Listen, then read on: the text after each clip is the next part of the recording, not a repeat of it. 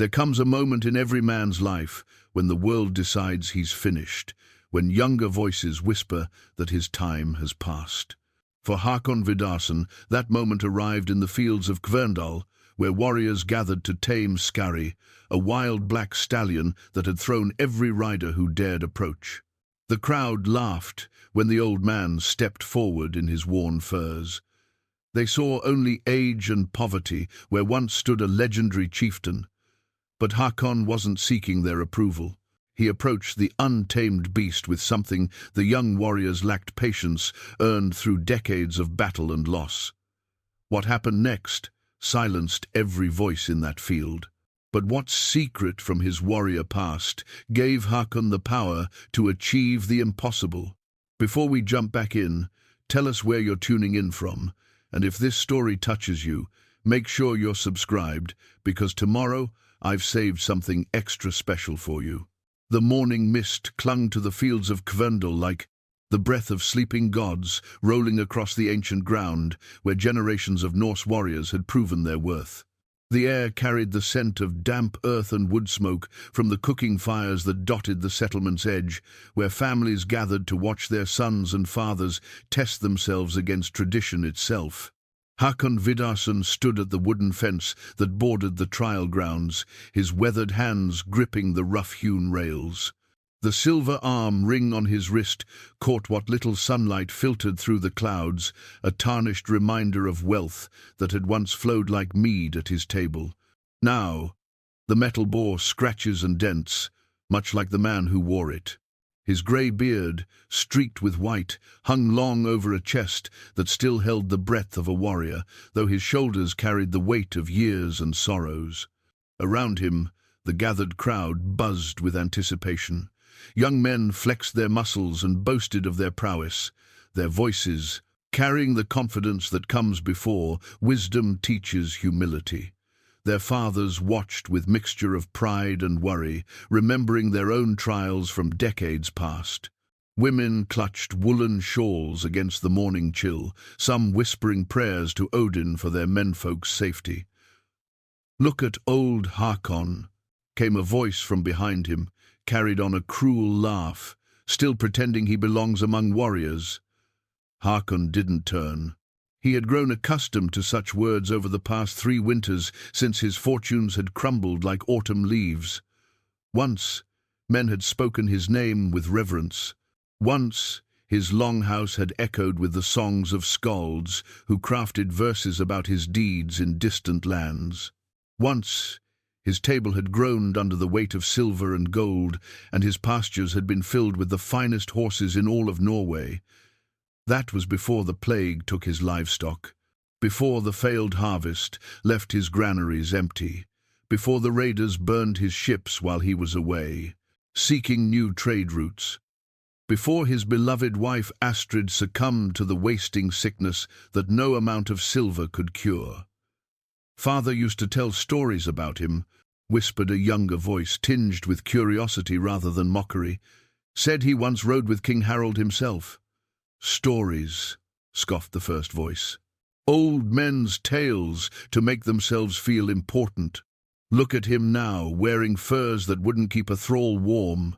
Haakon's fingers tightened on the fence rail, but his expression remained calm. He had learned that dignity wasn't something others could take from you, only something you could surrender. And he had not surrendered. Not yet.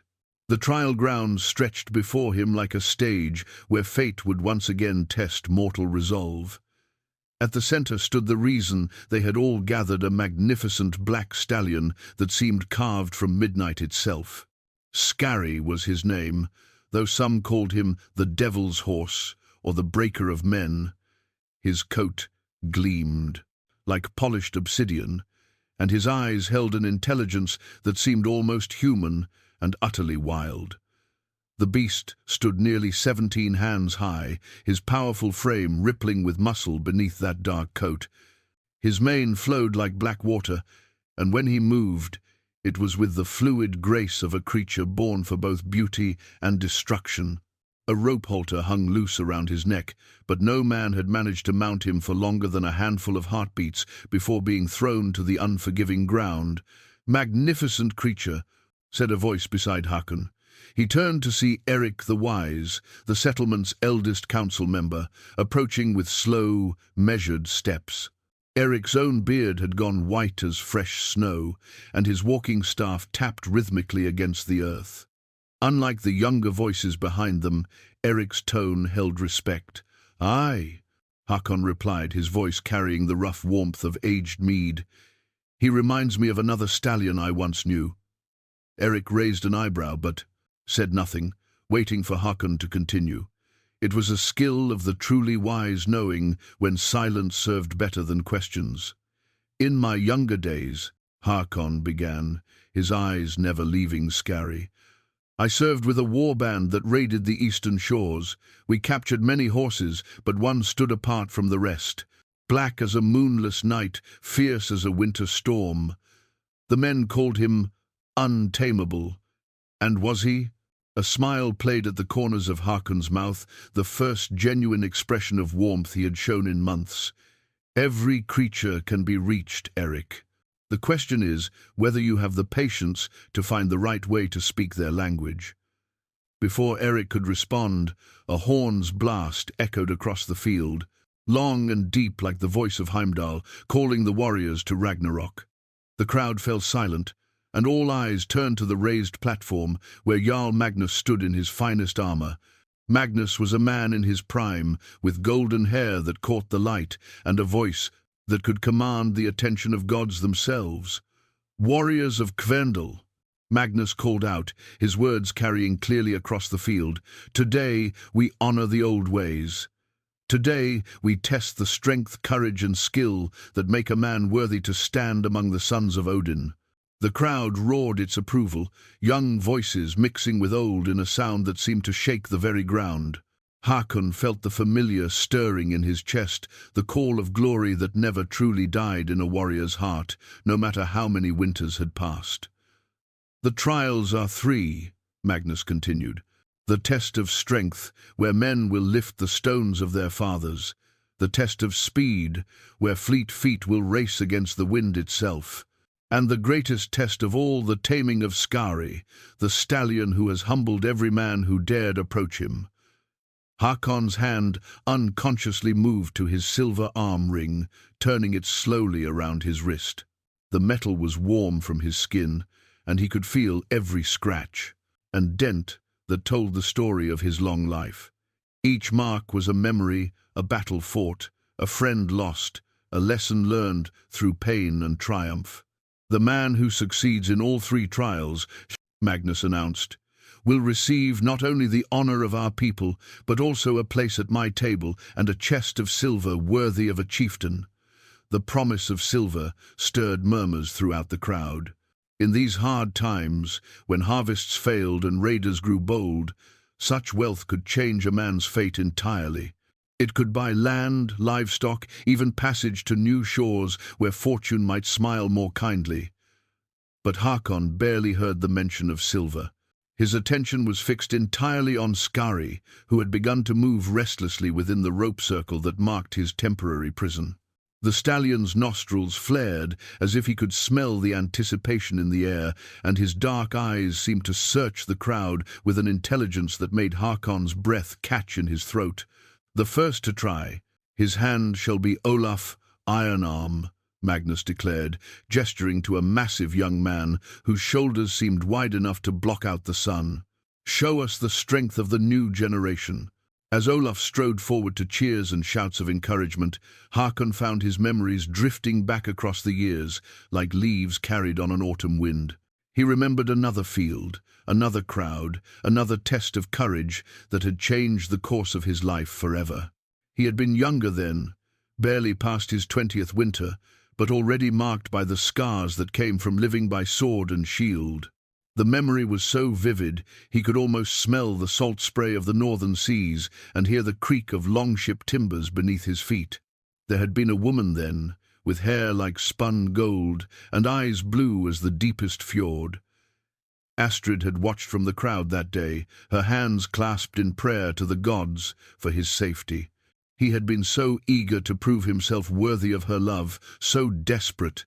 to show that he could provide for her and the family they dreamed of building together.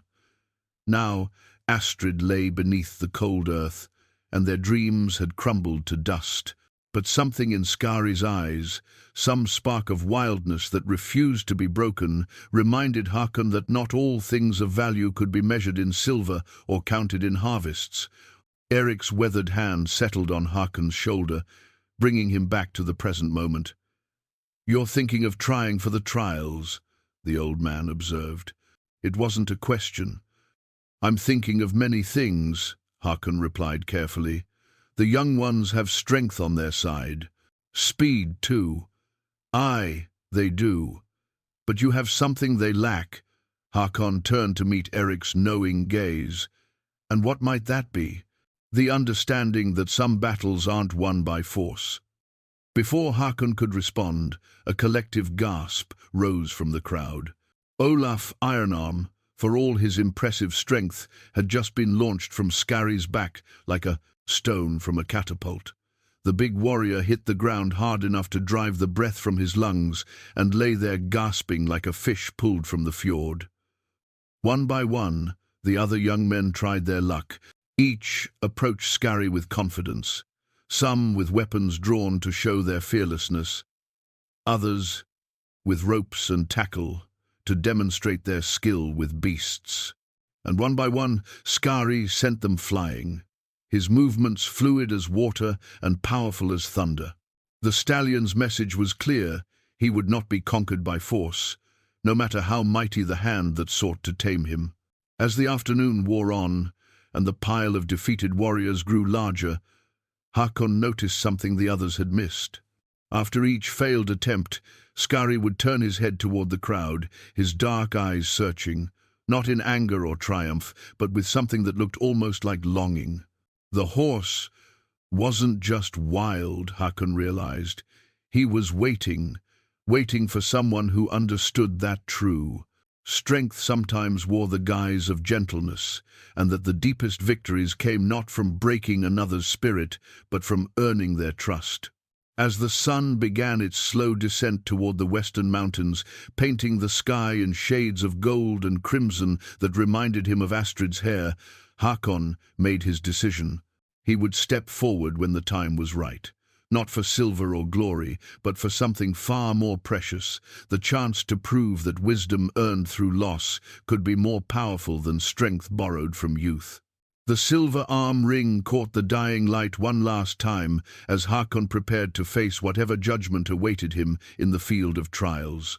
The laughter started as a low chuckle from somewhere in the crowd, then spread like wildfire through dry grass until it became a roar of cruel amusement that echoed across the trial grounds. Haakon had stepped forward from the fence, his worn boots making soft sounds against the packed earth, and the reaction was immediate and merciless. "Look, the old goat thinks he can succeed where true warriors have failed. Someone fetch a healer, we'll need to carry him home in pieces." As winter addled his mind completely, the voices cut through the evening air like thrown knives, each word designed to wound and humiliate.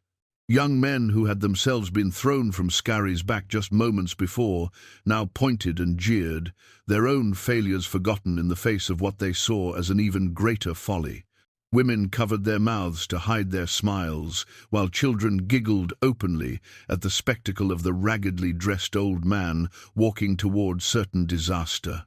Haakon felt each laugh like a physical blow, but he kept walking. His weathered hands hung loose at his sides, and his grey eyes remained fixed on Skarri, who had suddenly stopped his restless pacing and stood perfectly still, watching the approaching figure with those unnervingly intelligent dark eyes. Jarl Magnus raised his hand. For silence, though the effort took several moments to take effect. When the crowd finally quieted, Magnus stepped forward, his golden armor gleaming in the fading sunlight. "Haakon Vidarsson," Magnus called out, his voice carrying a mixture of surprise and concern. "Are you certain you wish to attempt this trial? No shame exists in recognizing when wisdom counsels caution. It was a diplomatic way of offering Haakon an escape from what everyone assumed would be humiliation or worse. Magnus was not a cruel man, and he had known Haakon in better days. The offer came from genuine care, not mockery. But Haakon's response was quiet and firm. "I am certain, my lord." Eric the Wise had followed part way into the field, his walking staff tapping anxiously against the ground. "Haakon," he called softly, "the beast has thrown men half your age and twice your weight. What makes you think I know this horse?" Haakon interrupted, never taking his eyes off Skarri. The words were spoken so quietly that only those closest could hear them, but they carried a conviction that made Eric fall silent. As Haakon drew closer to the rope circle that contained the stallion, he could see details that the distance and crowd had obscured. Skarri's coat wasn't just black, it held deep undertones of brown and red that caught the light like hidden fire. His hooves were large and perfectly formed, built for both speed and endurance. But it was his eyes that held Haakon's attention most completely. Those eyes held intelligence, yes, but also something else. Pain, loss, a wildness born not just of nature, but of betrayal. Haakon stopped at the edge of the rope circle and slowly began to remove his outer cloak. The garment was patched and mended, but it had been made from good wool in better times. Beneath it, he wore a simple tunic and leather vest that had seen countless days of hard work. The silver arm ring on his wrist caught Skarri's attention, and the stallion's ears pricked forward with interest. "Easy, my friend," Haakon murmured, his voice carrying a warmth that seemed to cut through the evening chill. "I know you've been hurt. I know you've learned not to trust. But perhaps we can teach each other something new." The crowd had grown silent now, not from respect, but from fascination at what they were witnessing. Instead of approaching Skarri with ropes or tackle, instead of showing weapons or making aggressive movements, Haakon simply stood at the circle's edge and began to speak. "I see you there, watching and waiting," Haakon continued, his voice remaining low and steady. "You're not just wild, are you? You're wise. Wise enough to know that most men want to break you rather than understand you." Skarri took a single step closer, his head tilted slightly, as if trying to understand not just the words, but the tone behind them. The stallion's nostrils flared, taking in Haakon's scent, and something in that smell seemed to ease the tension in his powerful frame. "I had a horse once," Haakon said, stepping carefully over the rope boundary. A collective intake of breath came from the crowd, but Haakon paid them no attention. His name was Sleipnir's Shadow, though we called him Shadow for short. Black as midnight, just like you. Strong as a storm, just like you. And angry at the world, just like you. Skarri allowed Haakon to come within 10 feet before stamping one massive hoof in warning, but he didn't rear or charge. Instead, he seemed to be listening, his dark eyes fixed on the old man's weathered face.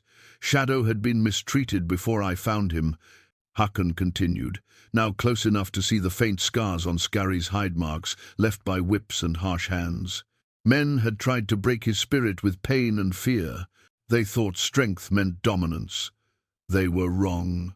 The old warrior slowly lowered himself to the ground, sitting cross-legged in the dirt, as if he had all the time in the world. The action was so unexpected that several people in the crowd gasped aloud. No one sat down in front of an angry warhorse. No one made themselves vulnerable to those iron-shod hooves. But Haakon's action had an immediate effect on Skarri. The stallion's head lowered slightly, and his ears swiveled forward with curiosity rather than aggression.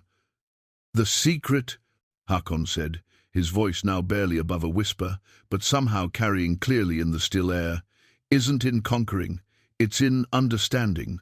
It's in showing that not all hands bring pain, not all voices bring commands.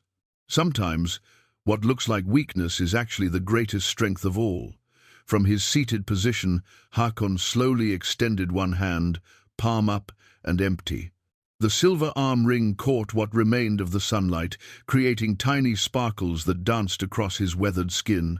"This ring," he said, his voice taking on a storyteller's cadence, "was given to me by my father on the day I first rode into battle. He told me it would remind me that true warriors protect what they love, rather than destroying what they fear." Skarri took another step forward, then another. His massive head was now close enough that Haakon could have reached out and touched the soft muzzle, but he didn't move. He simply continued to speak in that low, calm voice that seemed to weave a spell over both horse and crowd. "I failed to protect many things I loved," Haakon admitted, and for the first time his voice carried a note of deep sadness. "My wife, my home, my good name, but perhaps there's still something left to protect. Perhaps there's still a chance to prove that gentleness can triumph where force has failed." The entire trial ground had fallen silent. Even the wind seemed to have stilled, as if nature itself was holding its breath to see what would happen next. In that silence, Skarri made his decision. The great stallion lowered his head until his muzzle was inches from Haakon's outstretched palm, for a heartbeat that seemed to last an eternity. Man and horse regarded each other across the vast gulf that separated their species. Then, with infinite gentleness, Skarri's lips touched Haakon's hand. The contact was brief, lighter than a butterfly's wing, but its impact was profound. In that single moment of trust, something fundamental shifted in the air around them. Haakon's eyes filled with tears that he didn't try to hide, and when he spoke again, his voice was thick with emotion. "Thank you, my friend," he whispered. "Thank you for showing an old fool that some things are still possible." Slowly, carefully, Haakon rose to his feet. Skarri stepped back but didn't retreat, watching with those intelligent eyes as the old warrior dusted off his worn clothes and picked up the rope halter that lay nearby. "Now comes the real test," Haakon murmured, more to himself than to the horse. "Will you trust me enough to let me earn what cannot be taken by force?" The crowd watched in stunned silence as Haakon approached Skarri with the halter. Every previous warrior had tried to throw ropes around the stallion's head or force the leather straps into place. But Haakon simply held the halter where Skarri could see it, waiting, and after a moment that stretched like an hour, the magnificent black stallion lowered his head and allowed Haakon to slip the halter gently over his ears. The gasp from the crowd was audible even to the gods themselves. The silence that followed Skarri's acceptance of the halter stretched across the trial grounds like the calm before a great storm. Even the children had stopped their fidgeting, their young eyes wide with wonder at what they had just witnessed. Haakon stood beside the magnificent stallion, one weathered hand resting gently on the horse's neck, feeling the steady rhythm of breath and heartbeat beneath the dark coat. Then, like thunder rolling across distant mountains, the whispers began. "How did he do that? The beast has never let anyone touch him. There must be some trick. Is this the same broken old man who begs for scraps at market?" Jarl Magnus stepped forward, his expression a mixture of amazement and growing respect. "Haakon Vidarsson," he called out, his voice carrying clearly across the field. "You have accomplished what no warrior here thought possible. But taming the beast is only part of the trial. The true test comes in riding him." A murmur of agreement rippled through the crowd. Many horses could be haltered with patience, but Skarri's reputation had been built on his ability to throw every rider who dared mount him. The real challenge was yet to come. Haakon nodded slowly, his fingers working gently through Skarri's mane. The stallion's ears were pricked forward, alert but not afraid, and his breathing remained calm and steady. But Haakon could feel the coiled power in the horse's frame, the potential for explosive movement that had unseated so many others. "I understand, my lord," Haakon replied. "But if I may ask for a moment more, sometimes patience serves better than haste." From the crowd, a voice called out with barely concealed mockery. "How long will the old man need? Until his bones are too brittle to attempt the ride." The speaker was Bjorn the Bold, a warrior in his prime, who had been among the first to be thrown from Skarri's back. His shoulder still bore the bruises from his impact with the ground, and his pride had clearly suffered more damage than his body. "Patience, Bjorn," Eric the Wise counselled from his position near the fence. "Sometimes the greatest lessons come from watching rather than speaking." But Bjorn was not to be silenced so easily. He stepped forward, his hand resting on the pommel of his sword, in a gesture meant to emphasize his youth and strength. What lesson is there in watching an old man delay the inevitable? We all know how this will end. Haakon turned to face Bjorn directly, his grey eyes calm but penetrating. "And how do you believe it will end, young warrior?" "With you in the dirt, like all the rest of us," Bjorn replied with a harsh laugh. "The only difference is that your bones are more likely to break when you fall." The cruel words sparked angry mutters from some in the crowd, while others nodded in agreement. Haakon had become a figure of controversy, some seeing him as a foolish old man courting disaster, others beginning to wonder if there might be more to him than met the eye. But Skarri's reaction to the raised voices was immediate and telling. The stallion's head came up sharply, his ears flattening against his skull as he sensed the tension in the air. His muscles bunched, as if preparing to strike out at any perceived threat. "Easy, my friend," Haakon murmured, his voice carrying that same gentle authority he had used to win the horse's trust. "These are just words on the wind. They cannot hurt us unless we give them power." As if responding to some unspoken signal, Skarri's ears gradually moved forward again, though his eyes remained watchful. The crowd took note of this exchange, and several people moved unconsciously backward, suddenly reminded that they were dealing with a creature capable of killing a man with a single kick. "You speak to the beast as if he understands you," observed Magnus, his tone thoughtful rather than mocking.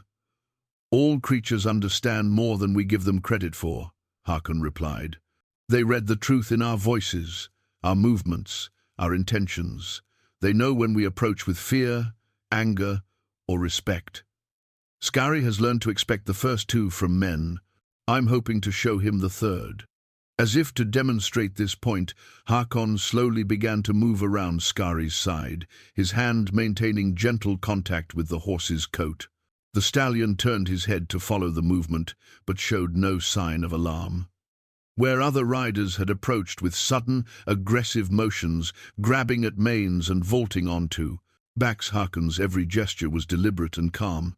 "My father used to say," Haakon continued, his voice carrying easily across the now silent field, "that the measure of a true warrior wasn't in how quickly he could draw his sword, but in how long he could keep it sheathed while still accomplishing his goals." Young Bjorn scoffed at this, but several of the older warriors in the crowd nodded thoughtfully. They had lived long enough to understand that sometimes the greatest victories came through means other than force. Haakon had reached Skarri's left side now, the traditional mounting position. The stallion's dark eye regarded him with what seemed like curiosity rather than hostility. Slowly, carefully, Haakon placed his left hand on the horse's withers, feeling the warmth of living muscle beneath his palm. "I'm going to ask something of you now," he said quietly to Skarri, "something that other men have tried to take by force. I'm asking you to trust me enough to carry me, not because you must, but because you choose to." The crowd held its collective breath as Haakon slowly gathered the trailing rope that served as reins. Unlike the other riders who had attempted to mount Skarri, Haakon made no sudden movements, no attempt to leap onto the horse's back in a show of athletic prowess. Instead, he simply stood at Skarri's side, waiting. "What's he doing?" whispered someone in the crowd. "Why isn't he mounting?" But Eric the Wise understood, and a smile creased his weathered features. "He's asking permission," the old man said softly. "He's showing the horse that he has a choice, and that, perhaps, made all the difference." Skarri turned his great head to look directly at Haakon, their eyes meeting in a moment of communication that transcended the barriers between species. In those dark depths, Haakon saw intelligence, wariness, and something else, a tentative willingness to trust, born perhaps from the gentleness he had been shown. Slowly, deliberately, Skarri shifted his weight and adjusted his stance, creating a more stable platform. It was subtle, but unmistakable, an invitation. Haakon smiled, the first genuine expression of joy he had worn in months. "Thank you, my friend," he whispered. Then, moving with the careful grace of a man who had spent decades working with horses, he placed his left foot in the makeshift stirrup formed by a loop in the rope and slowly began to mount. The crowd watched in fascination as this man, who many had dismissed as a broken-down beggar, demonstrated a skill with horses that spoke of years of experience and natural understanding. There was no struggle, no fighting for position. Haakon simply flowed onto Skarri's back like water finding its level. For a heartbeat after Haakon settled into position, neither man nor horse moved. Then Skarri took a single step forward, testing the new weight on his back, confirming that his rider was balanced and secure. The crowd erupted in amazement, but their voices seemed to come from very far away.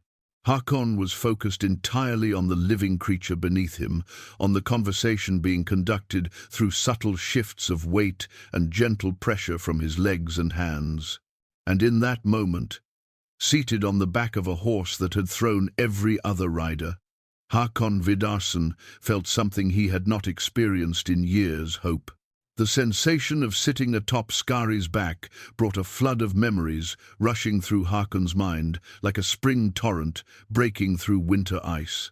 His body remembered the feel of a powerful horse beneath him, remembered the subtle language of movement and balance that had once been as natural as breathing. But this was different from any horse he had ever ridden. Skarri's strength was like sitting astride controlled lightning. The stallion stood perfectly still for a long moment, his ears swiveling back to catch any sound or movement from his rider. Haakon could feel the coiled tension in the horse's frame, the readiness to explode into motion that had unseated so many others. But instead of trying to impose his will through force, Haakon simply sat quietly, allowing Skarri to grow accustomed to his presence. "Easy, my friend," Haakon murmured, his voice barely above a whisper. "We have all the time in the world." From the crowd came scattered murmurs of confusion and impatience. They had expected immediate action, either a triumphant ride or a spectacular fall. This careful patience was something new, something most of them had never witnessed before. "Why isn't he spurring the beast into motion?" Bjorn called out, his voice carrying a note of frustration. "Is he afraid to truly test his skill?" But Magnus raised his hand for silence, his experienced eye recognizing something the younger warriors missed. "Watch and learn, Bjorn. There are different kinds of courage." Indeed, what Haakon was demonstrating required a different sort of bravery, the courage to be vulnerable, to trust in gentleness when force seemed the obvious choice. He sat straight but relaxed, his hands light on the rope reins, his legs maintaining just enough contact to communicate his presence without demanding compliance. Slowly, almost imperceptibly, Skarri began to relax. The rigid tension in his neck eased, and his breathing deepened.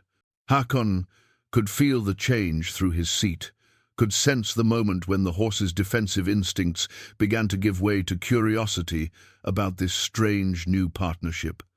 "There," Haakon whispered, allowing the faintest pressure from his legs to suggest movement.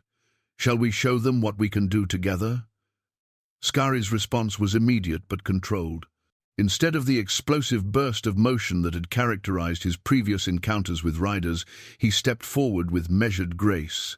One step, then another, each movement flowing like black water across stone. The crowd's amazement was palpable.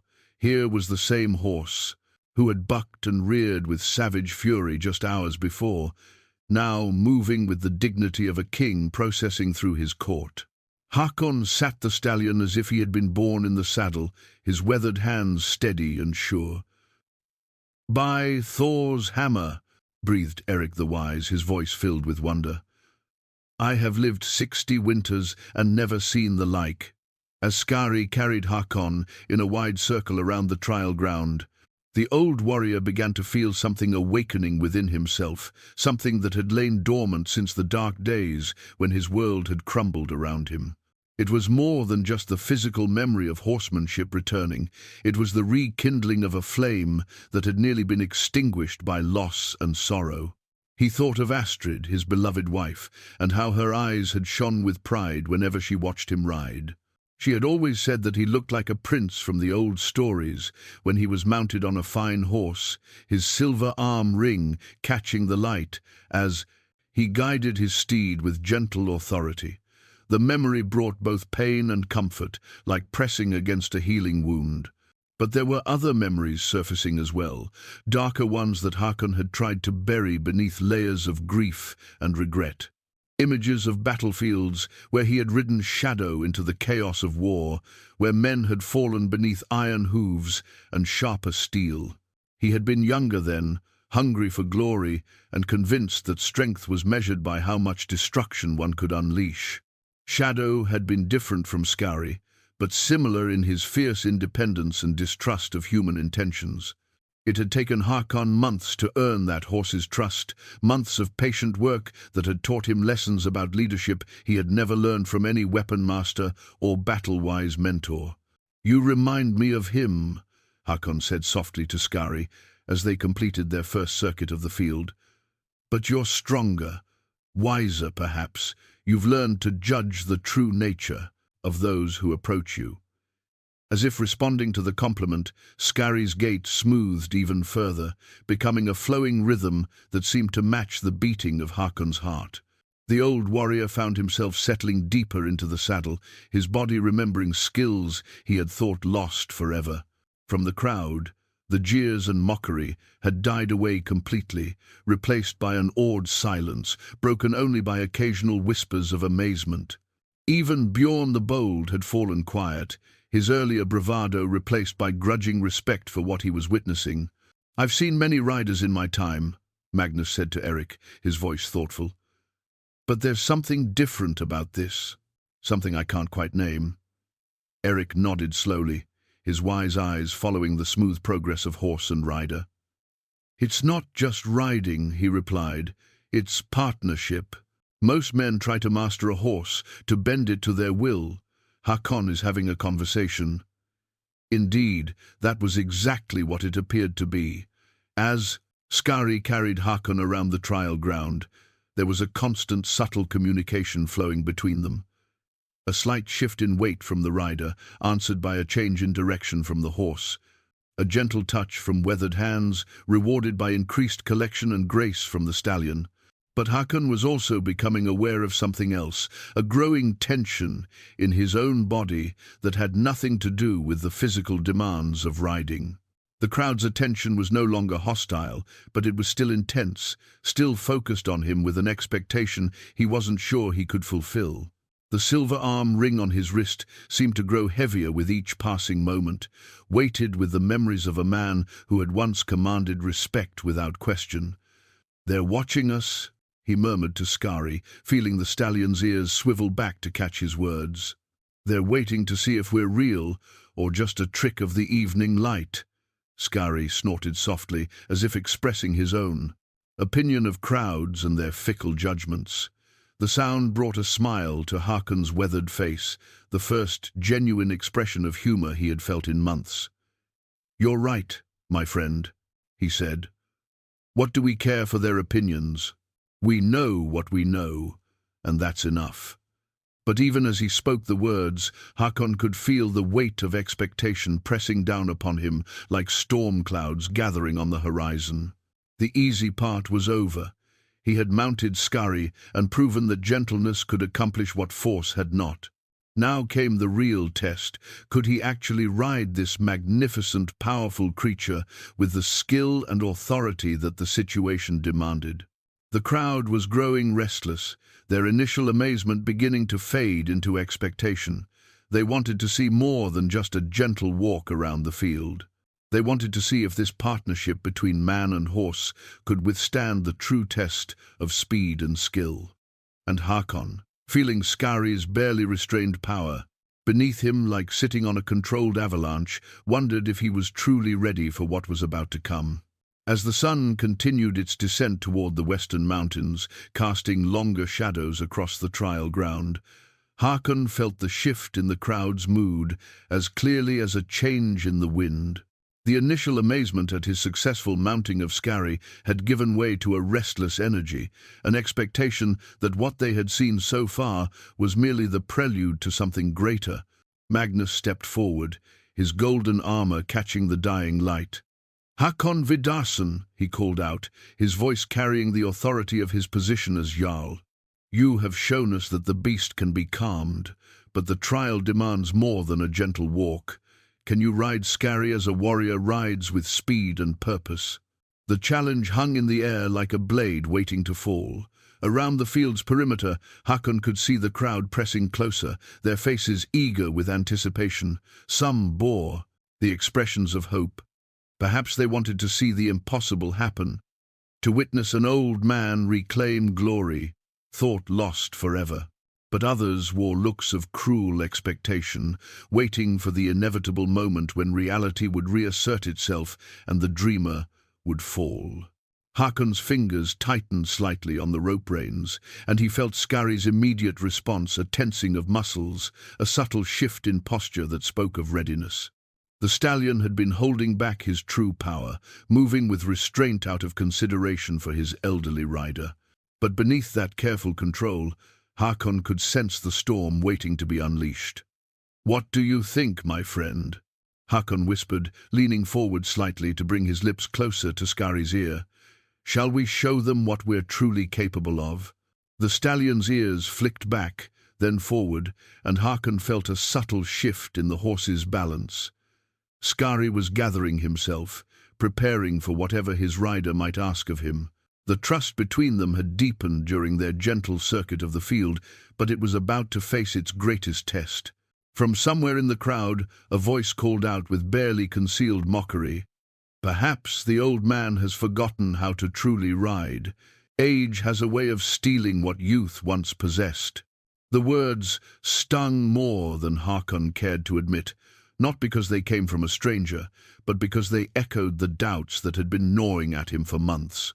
His body was not what it had been in his prime, his reflexes slower, his strength diminished, his joints stiff from years of hard living and recent poverty. What if he had overestimated his abilities? What if the gentle partnership he had forged with Skarri crumbled the moment real demands were placed upon it?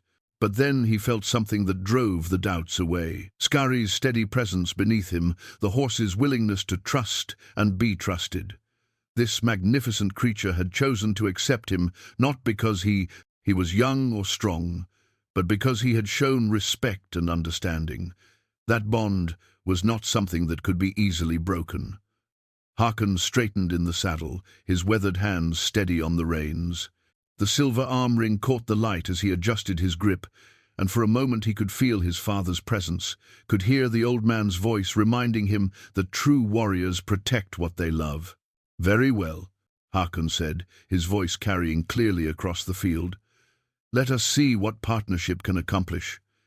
He shifted his weight slightly, applying the gentlest pressure with his legs. Skarri's response was immediate and electric. The stallion's walk transformed into a flowing trot that covered ground with deceptive ease. But this was still just a hint of the power that lay beneath the surface, like the first drops of rain before a thunderstorm. The crowd murmured appreciatively, but Haakon could sense their continued expectation. A trot, while smooth and controlled, was not the display of mastery they had come to see. They wanted to witness the full majesty of the untamable horse at speed, to see if the partnership between man and beast could survive the ultimate test. Haakon closed his eyes for a moment, feeling the rhythm of Skarri's movement, letting himself sink into the familiar cadence of skilled horsemanship. Memories flooded through him, not just of Shadow and the battles they had shared, but of countless other horses, other rides, other moments when the boundary between rider and mount had dissolved into something greater than either could achieve alone. When he opened his eyes again, his gaze was steady and sure. He gathered the reins slightly, not to constrain but to communicate, and felt Skarri's eager response. The stallion's head came up, his neck arching with pride, his step becoming more elevated and collected. "Show them," Haakon whispered, and with the slightest shift of weight and the gentlest squeeze of his legs, he asked, "Skarri for more." The transformation was breathtaking. Skarri exploded into a canter that seemed to make the very ground beneath his hooves sing with power. His black coat gleamed like polished obsidian as he moved with a fluid grace that spoke of perfect balance between strength and control. But this was still not his full speed. Haakon could feel the vast reservoir of power still held in check, waiting for his command. The crowd's murmur became a roar of appreciation, but Haakon barely heard them. His world had narrowed to the magnificent creature beneath him, and the conversation they were conducting through touch and balance and mutual trust. Every stride was a question asked and answered, every shift in direction a demonstration of the partnership they had forged. As they rounded the far end of the trial ground, Haakon caught sight of Eric the Wise standing at the fence. The old man's face wore an expression of wonder, mixed with something that looked almost like recognition, as if he was seeing not just the present moment, but glimpsing the ghost of the legendary warrior Haakon had once been. But there were other faces in the crowd as well, and not all of them were filled with admiration. Haakon noticed Bjorn the Bold, standing with a group of younger warriors, their expressions dark with something that might have been envy or wounded pride. They had all failed where this old man was succeeding, and that failure stung more deeply because of the ease with which he made it look. "It's some kind of trick," Haakon heard Bjorn mutter to his companions. "No one changes that much between sunset and sunrise. There's more here than meets the eye." The words carried a note of suspicion that made Haakon's stomach tighten with unease. He had hoped that his success with Skarri would be seen as inspiration, proof that wisdom and patience could triumph over youth and force. But he was beginning to realize that some victories created as many enemies as friends. Still, there was no turning back now. Skarri was moving beneath him with increasing confidence and power, and Haakon could feel the stallion's eagerness to show his full capabilities. The horse had been patient with the gentle beginning, but now he wanted to run, truly run, with the freedom and speed that was his birthright. And despite his growing awareness of the complex emotions his success was stirring in the crowd, Haakon found that he wanted to run as well. For the first time in years, he felt truly alive, truly connected to something greater than his own diminished circumstances. The question was whether that feeling would survive what was about to come. The moment of decision arrived like a crossroads on a mountain path, inevitable, crucial, and impossible to avoid. Haakon could feel Skarri's barely contained energy building beneath him like pressure in a forge bellows. The stallion's canter had become a thing of beauty, but both horse and rider knew it was merely a prelude to something far more magnificent and dangerous. Around the trial ground, the crowd had grown larger as word spread through the settlement.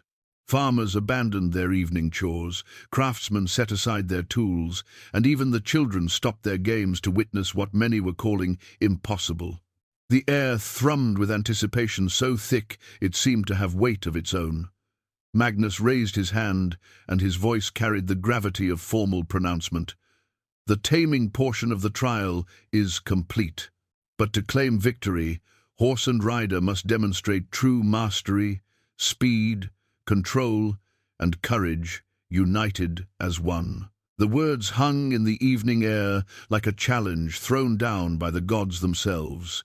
Haakon felt the familiar tightness in his chest that had once preceded every battle, every moment when skill and fate would dance together to determine a man's destiny. But this time, the stakes felt different, more personal, more profound than any clash of sword and shield. "Are you ready, my friend?" Haakon whispered to Skarri, feeling the stallion's ears swivel back to catch his words. "Are you ready to show them what we can truly do together?" Skarri's response was immediate and unmistakable. The great horse gathered himself like a spring being compressed, every muscle in his powerful frame coiling with potential energy. His head came up proudly, his neck arching in the classical manner of a warhorse preparing for battle. The resemblance to Shadow was so strong in that moment that Haakon felt his breath catch in his throat. But this was not Shadow, and this was not battle. This was something new, a partnership born not of necessity and training, but of mutual respect and understanding. Whatever happened next would be a conversation between equals, not a demonstration of dominance. Haakon shifted his weight slightly, adjusting his seat in preparation for what was to come. His weathered hands found their proper position on the rope. Reins, fingers that had once wielded sword and shield, now dedicated to a different kind of mastery. The silver arm ring seemed to pulse with warmth against his skin, connecting him to memories of his father's wisdom and his own hard-won understanding of what true strength meant. From somewhere in the crowd, he heard Bjorn's voice rise above the general murmur. "Let's see if the old man can stay mounted when the beast truly runs. Pretty words and gentle touches won't help him when he's flying through the air." The cruel laughter that followed Bjorn's words sparked answering chuckles from others in the crowd, mostly younger men whose own failures with Skarri had left them hungry to see someone else fail as well. But Haakon also noticed Eric the Wise, shaking his head in disapproval, and several of the older warriors looking uncomfortable with the mockery. "Ignore them," Haakon murmured to Skarri, though he wasn't sure if he was counseling the horse or himself. "Their words cannot change what we know to be true." And what they knew to be true was that something extraordinary had been forged between them in these past few minutes. Not just trust, but understanding. Not just partnership, but something approaching harmony between two very different kinds of spirit. Haakon took a deep breath, feeling the cool evening air fill his lungs.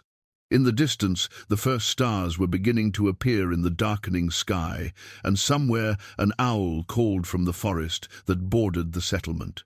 These details fixed themselves in his memory with unusual clarity, as if his mind was preparing to remember this moment for the rest of his life. Then, with a gentle squeeze of his legs and the slightest forward shift of his weight, Haakon asked Skarri for everything the magnificent stallion had to give. The result was beyond anything the crowd could have imagined. Skarri didn't simply run, he flew, his powerful stride eating up the ground with a rhythm like thunder rolling across the mountains. His black mane streamed behind him like a banner of victory, and his hooves seemed to barely touch the earth as he carried Haakon around the trial ground with speed that defied belief. But what was most remarkable was not the speed itself, but the control that accompanied it. This was not a runaway horse carrying a helpless passenger, but a perfectly coordinated team moving with single-minded purpose. Every stride was calculated, every turn executed with precision that spoke of complete communication between rider and mount. Haakon felt the years fall away from him like autumn leaves stripped by a mighty wind. His body remembered skills he had thought lost, reflexes that time had dimmed but not destroyed. The partnership with Skarri seemed to awaken something in him that had been sleeping, not just his abilities as a horseman, but his confidence as a man who had once commanded respect through skill rather than begging for it through circumstance. The crowd's reaction was immediate and overwhelming. Cheers erupted from hundreds of throats as people witnessed something they had never expected to see. The untamable horse had not only been tamed, but was performing with a grace and power that made him seem like something from the old stories, one of Odin's 8-legged steeds perhaps, carrying a hero on some mythic quest. But even as the cheers washed over him, Haakon was aware of other reactions in the crowd. He caught glimpses of faces marked not with admiration but with suspicion, confusion, even anger. How could this broken-down old man accomplish what their strongest warriors could not? What secret knowledge did he possess? What bargain had he made with forces beyond their understanding? As Skarri carried him through a series of increasingly complex maneuvers, sudden stops, sharp turns, the changes of pace that would have unseated any lesser rider, Haakon began to understand that his success was creating as many problems as it solved. He had wanted to prove that he was more than the circumstances that had reduced him to poverty and mockery. But in proving that point, he was also raising questions that some people would not be comfortable leaving unanswered. The silver arm ring caught the light of torches that had been lit around the trial ground, sending sparkles of reflected fire dancing through the twilight. It was a beautiful sight, but Haakon found himself thinking of how silver could blind as easily as it could illuminate, and how the brightest lights often cast the deepest shadows. Still, there was no denying the pure joy he felt in this moment of perfect partnership with Skarri. Whatever consequences might follow, whatever suspicions his success might generate, this moment was real and clean and true.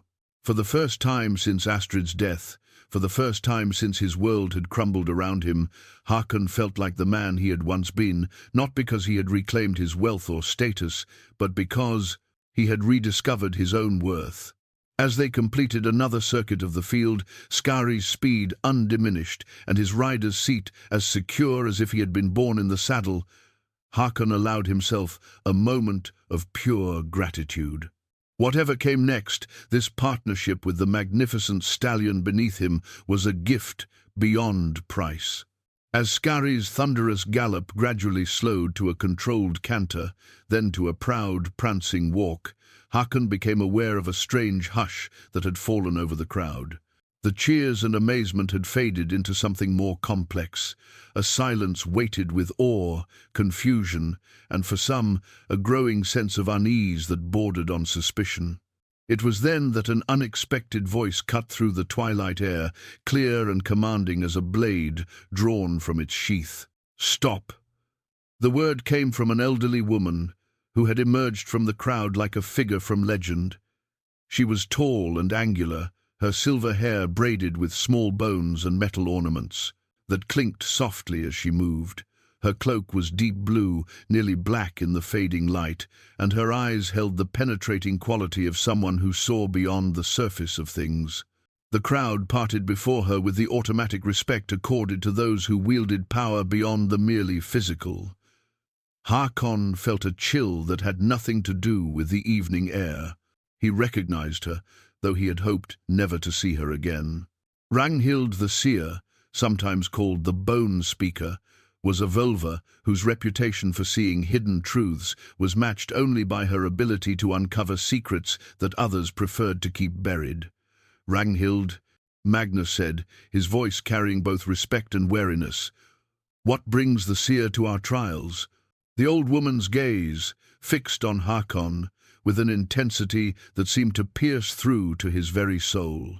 When she spoke, her voice carried the weight of ancient knowledge and terrible certainty. "I have seen this night in the smoke and flames," she said, her words carrying clearly across the now silent field. "I have seen the black horse and the silver ring. I have seen the old warrior who is not what he appears to be." Haakon's hand instinctively moved to cover the arm ring, but he forced himself to remain calm. Skarri, sensing his rider's tension, shifted restlessly beneath him, ears flicking back and forth as if trying to understand this new development. "Speak plainly, Seer," Magnus commanded. "What do you know of this man?"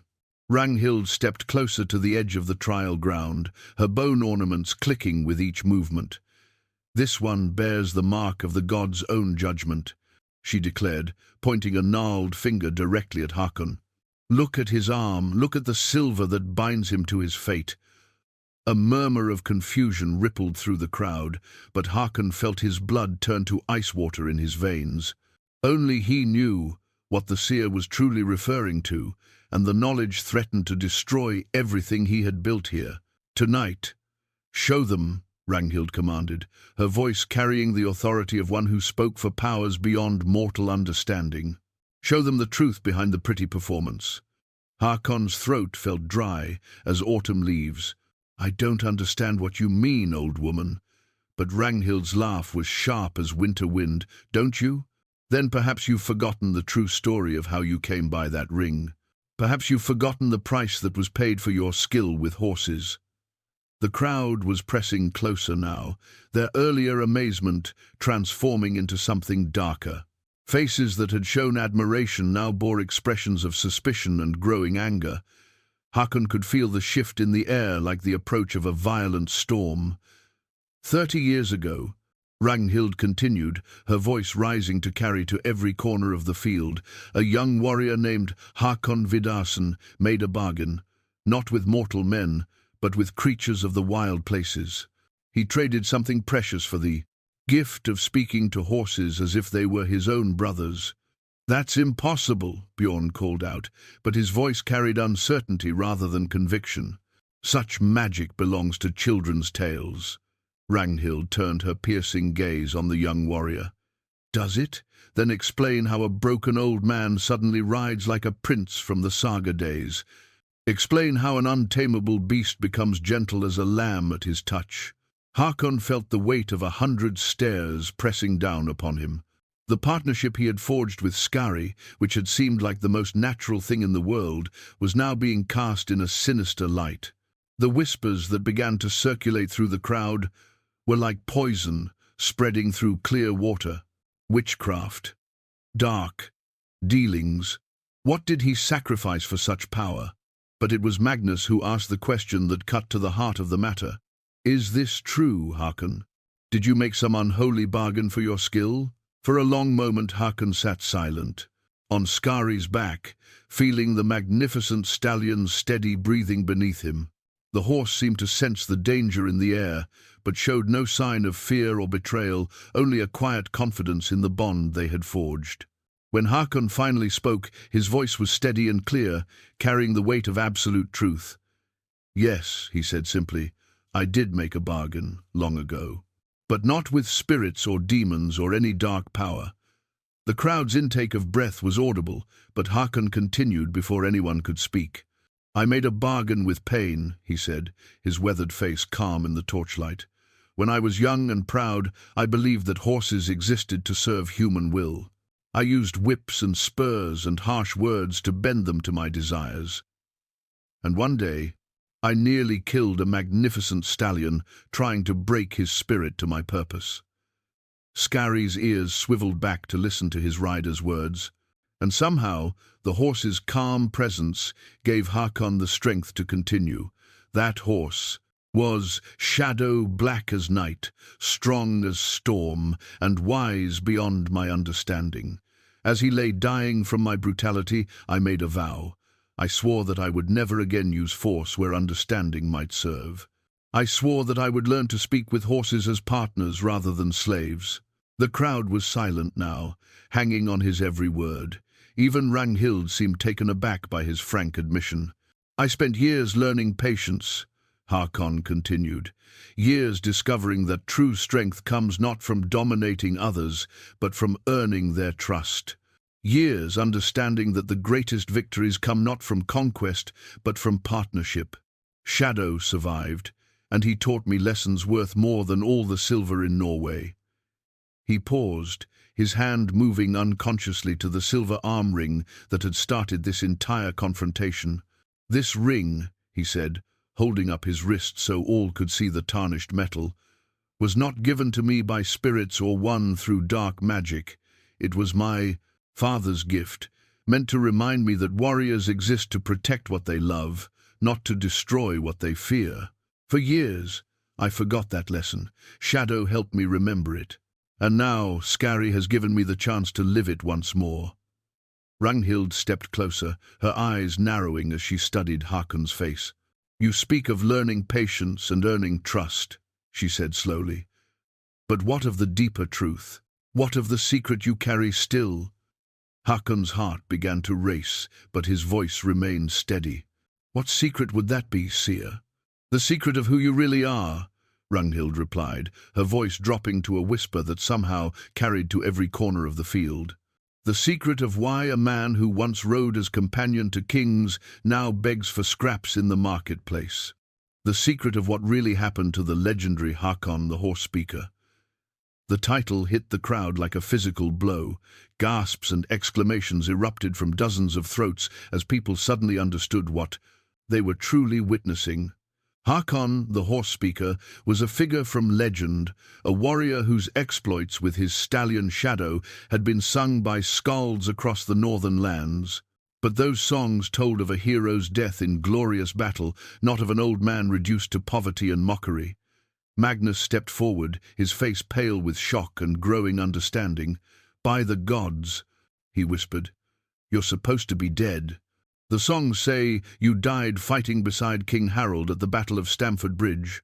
Haakon met the Jarl's gaze steadily, his secret finally exposed to the light. "The songs," he said quietly, "do not always tell the whole truth." And with those words, the entire narrative of the evening shifted like a landslide, reshaping a mountainside. The crowd was no longer watching an old beggar proving his worth. They were witnessing the return of a legend they had thought lost forever.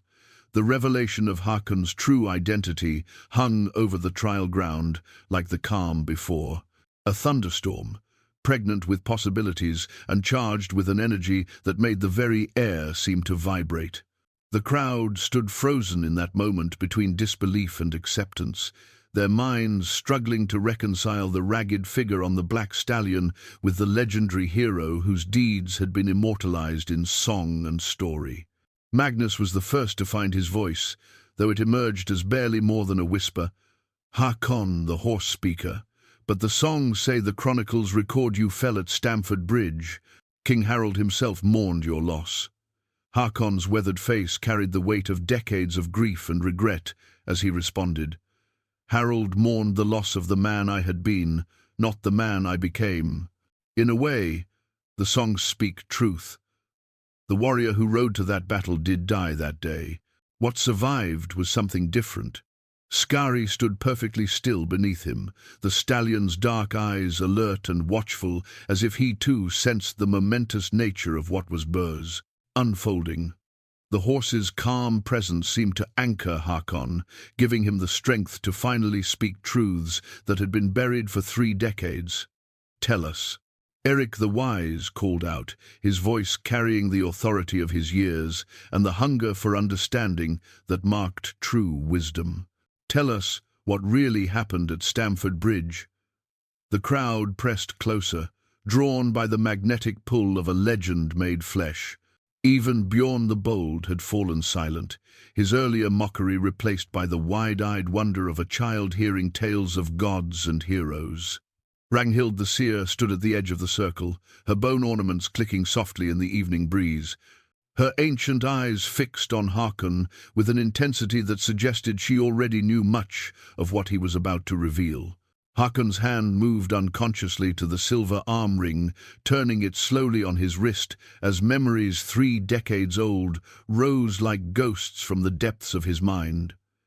When he spoke, his voice carried the cadence of a man recounting events that had shaped his very soul. "The battle was chaos," he began, his eyes distant with remembering. "Harold had led us deep into England, confident in our strength, certain that victory would be swift and decisive. But Harold Godwinson and his Saxon army arrived faster than any of us had imagined possible."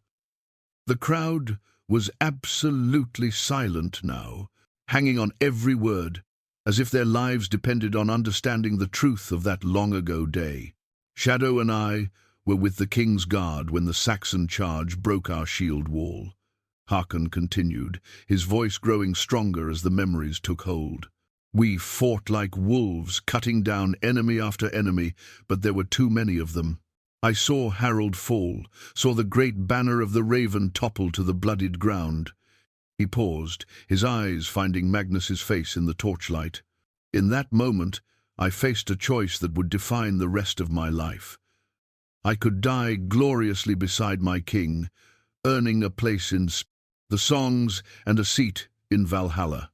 Or I could live with dishonor, carrying the knowledge that I had fled when courage demanded I stay." "But you chose to live," Magnus said, understanding beginning to dawn in his voice. "You chose survival over glory." Haakon nodded slowly, the weight of that ancient decision still heavy on his shoulders. "I chose to save Shadow. The horse had taken a spear thrust meant for me, and I could not bear to watch him die for my pride.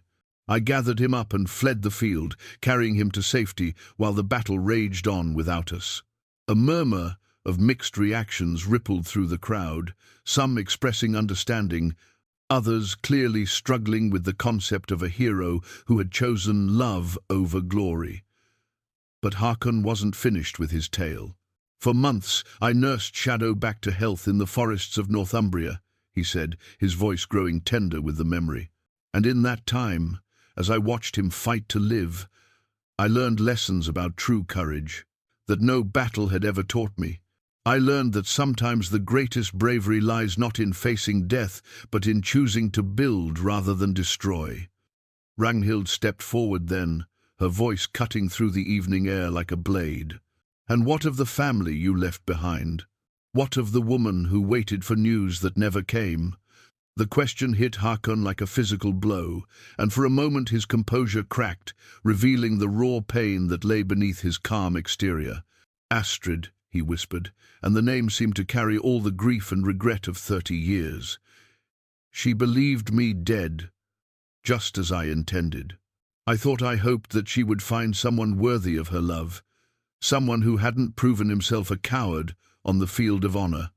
But she didn't," Eric said softly, understanding flooding his weathered features. "She waited for you." Haakon's eyes filled with tears that reflected the dancing torchlight like tiny stars. "For 20 years she waited. When I finally found the courage to return, to reclaim my name and my place, she welcomed me back as if I had only been gone a single day. She never asked why I had let her grieve for a ghost. She simply loved the man I had become." The crowd was visibly moved by this revelation, many wiping away tears of their own as they began to understand the true dimensions of the story unfolding before them. But Magnus had more questions, his duty as Jarl requiring him to understand fully what was happening in his domain. "And your wealth? Your lands? The Chronicles say you were among the richest men in Norway before the battle." "All lost," Haakon replied simply. "When a man is declared dead, his property passes to others. I returned to find my holdings divided among relatives who had no intention of giving them back to a ghost. I accepted it as justice, the price of my cowardice made manifest." Bjorn stepped forward then, his young face flushed with emotion. "But if this is true, if you are truly Haakon the horse speaker, then you're one of the greatest warriors who ever lived. The songs tell of your victories, your wisdom in council, your skill in battle." Haakon's smile was sad and knowing. "The songs tell of a young man's deeds, Bjorn. They speak of someone who measured worth by the number of enemies slain and the amount of silver won. But they don't tell of the nights spent wondering if violence was truly the answer to every question. They don't speak of the growing certainty that there had to be a better way to live."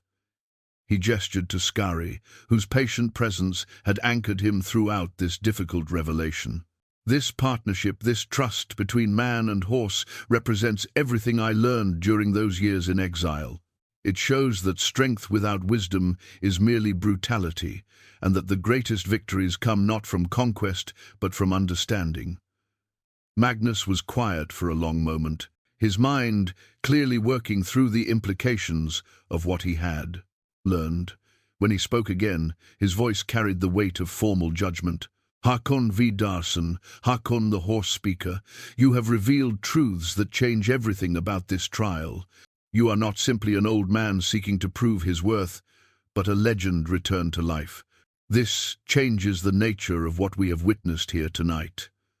The crowd murmured agreement, but there was an undercurrent of uncertainty in their voices. What did it mean to have a legend walking among them? What obligations did such knowledge carry? What dangers might come from harboring someone who had lived as a lie for 3 decades? Ragnhild raised her staff, the bone ornaments clinking with ominous music. "The gods have brought him back for a reason," she declared, her voice carrying the authority of prophecy. "The dead do not return unless the living world has need of them. The question is, what storm approaches that requires the skills of Haakon the horse speaker?" As if in answer to her words, The sound of galloping hooves began to echo from the darkness beyond the settlement's borders. At first it was distant, barely audible above the whispered conversations of the crowd, but it grew steadily louder, more urgent, until even the most distracted listener could recognize it as the desperate flight of horses being driven to their limits. Magnus drew his sword instinctively, the steel singing as it left its sheath. "Riders approach at speed," he called out, his battle-trained senses immediately alert to danger. Too fast for any peaceful mission. From the darkness beyond the torchlight, a lone horseman burst into view, his mount lathered with sweat and foam, his own clothes torn and bloodied. He pulled up short at the edge of the trial ground, his wild eyes sweeping over the assembled crowd until they fixed on Magnus. "My lord!" the messenger gasped, struggling to catch his breath. "Raiders' Saxon ships landed at Thornwick Bay. They burn everything in their path. Hundreds of them, armed with steel and hunger. They'll be here by dawn." The crowd erupted in cries of fear and confusion, but Magnus's voice cut through the chaos like a sword through silk. "How many ships? How many men?" "6 longships, my lord. Maybe 300 warriors, led by a giant of a man who calls himself Godwin the Bloody. They seek revenge for some ancient wrong. They ask for someone called the Horse-Speaker by name." All eyes turned to Haakon, who sat motionless on Skarri's back, his face pale but determined. The past had finally caught up with him, bringing violence and death in its wake. The peaceful settlement that had welcomed his return was now threatened because of who he was and what he had done decades before. The silver arm ring seemed to grow heavy on his wrist as Haakon realized that his time of hiding was truly over. The legends were about to collide with reality, and the cost would be measured in blood. The messenger's words struck the crowd like lightning splitting an ancient oak. In the space of a heartbeat, the wonder and amazement that had filled the trial ground transformed into something far more primal, the sharp-edged fear that comes when death announces its approach with drumming hooves and the promise of steel. 300 warriors, Magnus repeated, his voice grim with calculation. "Against our 100 able-bodied men, plus whatever women and elders can wield a blade." He turned to face Haakon directly, his eyes hard with the burden of leadership. "And they come seeking you by name." Haakon felt the weight of every gaze in the crowd pressing down upon him like stones piled on a grave. The silver arm ring seemed to burn against his skin, a physical reminder of the choices that had led to this moment. Beneath him, Skarri shifted restlessly, the stallion's battle-trained instincts responding to the tension that crackled through the evening air. "Godwin the Bloody," Haakon said quietly, the name emerging from his lips like a curse. "I remember him. A Saxon warlord whose brother I killed at Stamford Bridge, not in single combat, but from behind as he tried to rally his men. It was not an honorable death." The admission sent ripples of unease through the assembled crowd. Here was another piece of the legend they had never heard, sung by skalds, evidence that even heroes sometimes acted in ways that history preferred to forget. "He has tracked you across 30 years. Eric the Wise asked, his voice tinged with something that might have been admiration for such persistence. "Blood calls to blood," Ragnhild intoned, her bone ornaments clicking as she shook her head. "Some debts can only be paid in the same currency that created them." But Magnus was already moving beyond recriminations to the practical realities of defense. "How long until dawn?" he called to the messenger. "Perhaps 6 hours, my lord." They were moving fast when last I saw them, but they stopped to burn the hall at Ravenshollow. "That may have bought us some time." Magnus nodded curtly, his mind already working through the tactical challenges they faced. 6 hours to prepare for a force 3 times our size, led by men with 30 years of hate driving them forward. He looked around at the crowd of farmers, craftsmen, and part-time warriors who made up his forces. "It will not be enough." "Then we must flee," Bjorn said, his earlier bravado replaced by the pragmatic fear of a young man who had never faced true battle. "Take to the hills, scatter into the forests until they pass, and leave our homes to burn." Magnus's voice carried the steel of absolute refusal. "Leave our elderly and infirm to face Saxon axes while we hide in the wilderness? No. We stand and fight, however hopeless it may seem." From somewhere in the crowd, a woman's voice rose in desperate question. "What chance do we have against seasoned raiders? They are warriors born, while most of our men know more of ploughing than fighting." The question hung in the air like smoke from a dying fire, heavy with the truth that none wanted to acknowledge. They were farmers and craftsmen facing professional killers, shepherds preparing to stand against wolves. It was then that Haakon spoke, his voice cutting through the growing despair with quiet authority. "There is another way." All eyes turned to him, hope and skepticism warring in their expressions. The legendary warrior sat motionless on Skarri's back, but something had changed in his bearing. The weight of years seemed to have lifted from his shoulders, replaced by something harder and more dangerous. "I will ride out to meet them," Haakon said simply. "Godwin seeks Haakon the horse-speaker. Let him find what he has been hunting." 1 man against 300? Magnus shook his head. "That is not courage, Haakon. That is suicide." But Haakon's smile was grim and knowing. "Not 1 man, my lord. 1 man and 1 horse, fighting on ground of our choosing, using tactics that these raiders have never encountered." He gestured toward the surrounding landscape, the rolling hills, the scattered copses of trees, the network of streams and stone walls that divided the fields. "I know this land. I know how to use terrain as a weapon. And I know how to make 300 men feel like they are fighting 3,000. "Impossible," Bjorn protested. "No matter how skilled you are, no matter what legends say about your prowess, you cannot face an army alone and survive." Haakon's eyes found the young warrior's face in the torchlight, and for a moment Bjorn saw something that made him step backward unconsciously. It was not madness or desperation, but something far more dangerous. The cold calculation of a man who had spent 30 years learning that victory came not from strength alone, but from understanding. "You speak of what is possible," Haakon said quietly, "but you think like a man who believes that war is won by the side with the most swords. I learned long ago that the greatest battles are won in the mind before they are ever fought with steel." He turned to address Magnus directly, his voice carrying the authority of a man born to command. "Give me until dawn. Let me ride out and meet this threat in my own way. If I fail, you will still have your warriors to defend the walls. But if I succeed, if I can scatter their force or turn them aside, then no one else need die for the mistakes of my youth." The crowd began to murmur, voices raised in argument and debate. Some called him mad. Others begged him not to throw his life away needlessly. But Magnus raised his hand for silence, his experienced eyes studying Haakon's face with the intensity of a man weighing the fate of everyone he had sworn to protect. "And if you succeed," Magnus said slowly, "what then? Will other enemies come seeking the horse-speaker? Will we forever be a target because we harbored a legend?" Haakon's answer was immediate and final. "If I succeed, the legend dies with Godwin's army.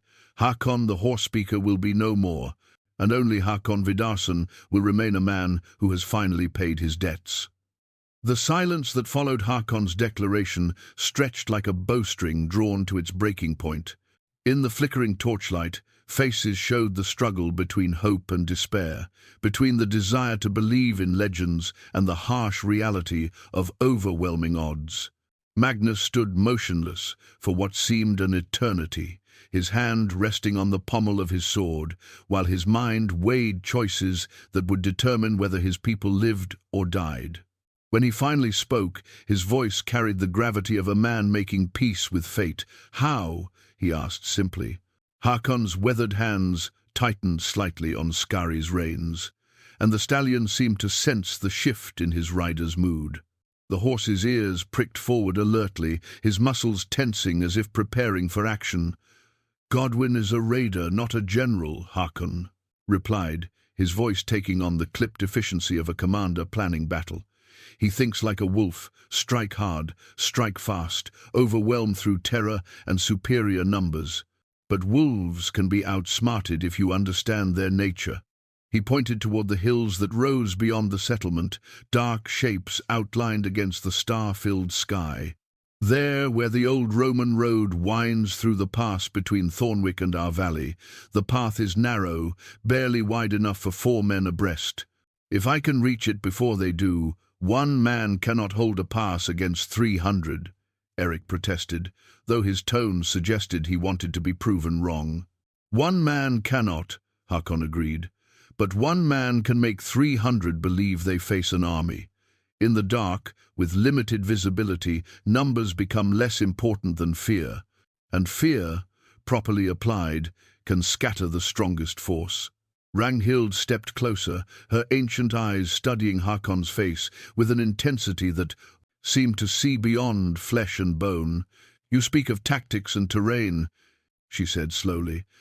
"But what of the deeper magic? What of the bond between you and the Black Horse? Will that serve you in the dark places where death walks freely?" Haakon's hand moved unconsciously to stroke Skarri's neck, feeling the steady warmth of the stallion's life beneath his palm. "Skarri and I understand each other," he said simply. "We are partners, not master and servant. In the darkness, that partnership will be worth more than 100 sworn swords." From the crowd, a young voice called out one of the settlement's boys, barely old enough to hold a spear. "But what if you're wrong? What if they kill you and come for us anyway?" The question came from innocence rather than doubt, but it struck to the heart of everyone's fears. Haakon turned to look at the boy directly, seeing in his young face the future that hung in the balance. "Then I will have failed," Haakon said with quiet honesty, "and you will face the same choice your elders face now, whether to fight for what you love or surrender it without a struggle. But if I succeed, if I can turn them back, then perhaps you will grow up in a world where legends are remembered for wisdom rather than violence." Magnus made his decision with the swift certainty that had kept him alive through 2 decades of leadership. "Do it," he said, his voice cutting through the night air like a blade drawn from its sheath. "Take whatever you need, weapons, supplies, anything that might help." But Haakon shook his head, patting the simple rope halter that was Skarri's only tack. "I have everything I need. More weapons would only slow us down, and supplies would suggest I expect to live long enough to need them." The crowd began to stir restlessly as the full implications of his words sank in. This was not a tactical retreat or a delaying action. This was a man riding out to die, in the hope that his death might serve a purpose. Astrid's memory rose in Haakon's mind like a blessing, her voice whispering words she had spoken during their brief, precious reunion. "True courage isn't the absence of fear, my love. It's doing what must be done despite the fear."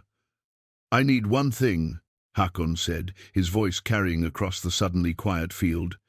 "I need you all to remember that legends are not born from single moments of glory, but from a lifetime of choices. Remember that the greatest warriors are those who protect what they love rather than destroy what they fear." He gathered Skarri's reins, feeling the stallion's eagerness to be moving, to be doing rather than standing. The horse seemed to understand that action was coming, that the long years of peaceful pastures were about to give way to something far more dangerous and vital. "If I do not return by noon tomorrow," Haakon continued, "then the legend of Haakon the horse speaker ends here. Let the songs remember only that an old man tried to pay his debts with honor." Without waiting for farewells or final words, Haakon touched his heels to Skarri's sides.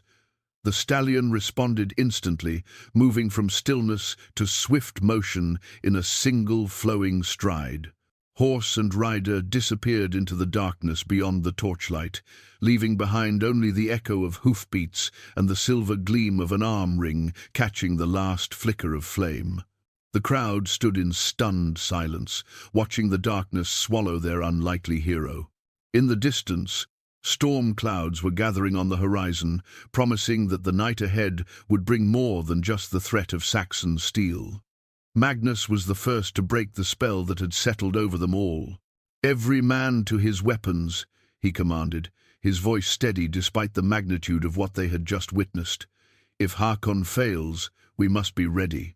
And if he succeeds, if by some miracle he actually succeeds, we must be worthy of the gift he has given us." As the crowd dispersed to prepare for whatever dawn might bring, Eric the Wise remained standing at the edge of the trial ground, staring into the darkness, where legend and reality had merged into something beyond the scope of any saga. "Ride well, old friend," he whispered to the night wind. "Ride as if the gods themselves are watching." In the distance, thunder began to roll across the hills, whether from the approaching storm or from the hoofbeats of destiny itself, none could say. Dawn came slowly to the valley of Kverndal, painting the eastern mountains in shades of gold and rose that seemed almost mockingly beautiful after the darkness of the night that had passed. The settlement stirred uneasily, its people emerging from houses where they had spent sleepless hours, listening for the sound of approaching doom or the return of their unlikely champion. Magnus stood on the wooden platform where just hours before he had overseen trials that now seemed to belong to another age entirely. His armor was buckled tight, his sword ready at his side, but his eyes were fixed on the narrow pass that led toward the coast where Saxon ships had brought their cargo of vengeance and steel. The silence was complete. No sound of battle echoed from the hills, no smoke rose from burning settlements, no thunder of approaching hoofbeats announced either victory or defeat. The very air seemed to hold its breath, waiting for some sign of what fate had decided during the dark hours before dawn. "Nothing," Bjorn said, his young voice tight with the strain of waiting. "No word, no signal, nothing at all." Eric the Wise leaned heavily on his walking staff, his ancient eyes scanning the horizon with the patience of one who had learned that answers came in their own time. "Sometimes," he said quietly, "the loudest message is silence itself." It was then that they saw him. A single rider emerged from the morning mist that clung to the hillsides, moving at an easy pace that spoke of journey's end rather than urgent. Flight. Even at a distance, there was no mistaking the distinctive silhouette of Skarri's proud carriage or the straight-backed posture of the man who sat his back as if born to the saddle. As horse and rider drew closer, details became visible that sent ripples of amazement through the watching crowd. Haakon's clothes were torn and stained with mud and what might have been blood, but he sat erect and unbroken. Skarri's black coat gleamed with sweat and showed scratches from rough passage through bramble and stone, but his step was sure and his spirit undaunted. But most remarkably of all, Haakon was not alone. Behind him, moving in a ragged column that stretched back toward the pass, came a procession that defied belief. Saxon warriors, dozens of them, walked with the measured pace of men who had laid down their weapons, not in defeat, but in something approaching respect. Their leader, a giant of a man whose scarred face and grey-streaked beard marked him as a veteran of countless battles, walked beside Skarri's head with the careful attention of a man guarding something precious. Magnus felt his sword hand relax for the first time since the messenger had brought word of the approaching threat. "By the gods," he breathed, "he's done it. But how?" The answer came as Haakon drew near enough for his voice to carry across the morning air. "Godwin the Bloody seeks words with the Jarl of Kverndal." He called out, his voice steady despite the exhaustion that lined his weathered features. Magnus stepped forward, his mind racing to understand what miracle had transformed a war party into what appeared to be a diplomatic procession. "I am Magnus, Jarl of this settlement. Speak your words, Godwin of the Saxons." The Saxon warlord looked up at Haakon with an expression that mixed respect and something that might have been wonder. When he spoke, his accent was thick, but his words were clear. "This man," Godwin said, gesturing toward Haakon, "is no longer my enemy. In the darkness before dawn, he showed me something I had forgotten in 30 years of hunting vengeance." He paused, his scarred features working with emotion that seemed to surprise him as much as his audience. "He could have killed me in the pass, could have taken his revenge for all the harm I meant to do. Instead, he chose to talk, to listen, to help me understand that the brother I lost so long ago would not have wanted his death to birth 3 decades of hatred. Magnus looked from the Saxon to Haakon, seeing in the old warrior's face the quiet satisfaction of a man who had finally found the right answer to an ancient question. "What happened in the pass?" Magnus asked. Haakon's smile was tired but genuine. "We talked," he said simply. "We shared the grief that had driven us both to this moment, and we discovered that enemies can become something else entirely when they choose understanding over vengeance." Godwin nodded slowly. "My men and I came seeking the death of Haakon the horse speaker, but that legend died in our conversation, replaced by something better, a man who showed us that true strength comes from choosing peace when war would be easier." From the crowd that had gathered, voices rose in amazement and relief. The tension that had gripped the settlement began to ease like a spring thaw, melting winter's grip on the land. "We returned to our ships," Godwin continued, "but not as we came. We carry no plunder, claim no victory, save the knowledge that some wounds can be healed by words where steel would only deepen them." As the Saxon war party prepared to depart, Godwin approached Skarri one last time, his battle-scarred hands gentle as he patted the stallion's neck. "You chose your rider well, Black Horse. May the gods grant you both the peace you have earned." Haakon dismounted slowly, his body showing the strain of the long night's work. But as his feet touched the ground of Kverndal, he seemed to draw strength from the earth itself. The silver arm ring caught the morning light one final time as he raised his hand in farewell to the departing Saxons. When the last of Godwin's men had disappeared beyond the hills, the crowd surged forward, voices raised in celebration and wonder. But Haakon held up his hand for silence, his weathered face serious despite the triumph. "The legend of Haakon the horse speaker is ended," he said, his voice carrying clearly across the field. "But perhaps something better can begin the story of a community that chose wisdom over warfare, understanding over vengeance." He looked around at the faces that surrounded him, seeing in them not the mockery and dismissal of the previous evening, but respect earned through deed rather than demanded through reputation. "I am simply Haakon Vidarsson now," he continued, his hand moving to stroke Skarri's neck. "A man who has learned that the greatest victories are won not on battlefields, but in the moments when we choose to build rather than destroy." As the sun climbed higher into the morning sky, burning away the last of the mist that had shrouded the valley, Haakon felt a deep peace settle over him like a blessing. The silver arm ring no longer felt heavy with the weight of the past, but light with the promise of whatever future he and Skarri would build together. The legend was ended, but the real life, was just beginning.